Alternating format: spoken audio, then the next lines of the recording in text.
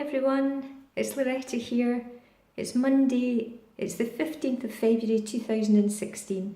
It's another beautiful day here in Edinburgh. Sun is shining, it's cold and crisp out there, but it's so wonderful to see the sun that it really lifts your spirits. I thought today we would have a little look at Sonia Choquette's Trust Your Vibes cards, another set of oracle cards. Sonia Choquette is a psychic and vibrational healer, and she's also very keen on teaching people to trust their intuition. Not always something that we do terribly well, but you know, your gut, that gut feeling. The gut is often called the first brain because you instantly know whether you like somebody, for example, whether a situation's safe, whether you should go ahead and do something that you're hesitating over. Your gut is the first thing that tunes in to any given situation, and we don't often trust it.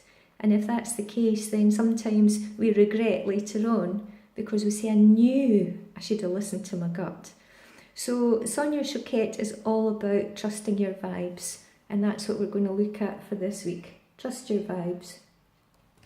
The images on these cards are beautiful. I think the heart's quite appropriate given that we've just had a Valentine's weekend. I hope you had lots of romance with somebody close to you. So let's shuffle the cards and see. The images on these cards are beautiful. We'll do another one. Oh,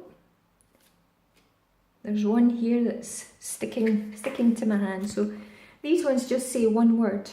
So this one's saying sound check. Sound check, let's have a little look at it. Yeah, so you can see the bird on the wire, or these are musical notes, and I think that's called a staff from years ago, from when I used to play the piano, but that was a long time ago. Musical instruments. So sound check, and if you look in the centre of this image, you'll see an ear. Yeah, do you see the shape of an ear? So the bird is singing in your ear, sweet songs and musical notes, and telling you to listen, and you're not listening. So your own wisdom, just as we said before, there's something that you have a feeling about, a sensation about, and you're ignoring it. And this little bird singing in your ear and saying to you, if you're going to ignore your gut, then at least listen to me, because I'm trying to tell you to listen, to still your mind and to listen. As we get caught up, don't we, with the franticness of life and how busy it all is, and we think that we should, as long as we keep going and keep working towards our goals, that we don't have to do anything else, we just need to keep going forward. Well, of course, that's true in many circumstances, but if there's something going on in your life just now that you're not listening to the guidance, your inner guidance, your higher self, your angels, whatever word you choose, then take a few moments just while you're listening to this recording and think, because you'll know instantly what it is. And if you've had a little bit of a debate with yourself as to whether you should be doing something or not, listen to your gut. What does your gut say? If your gut says, I don't think so, then that's the right answer. If your gut feels light and excited, as if it's singing these notes, then go for it. There's nothing to stop you. There may be an element of risk involved, but then often risk isn't as bad as we think it is once we get involved in actually taking action on any given thing. So I love this card, it's beautiful, look at the colours, it's very lively. There's birds on the top as well, lovely colour of pink and green, and they're on top of the ear. So they really, really want you to listen and to hear what's being said, and you're safe to go forward with it. So don't worry, just do it. Like the tick, just do it. Fantastic.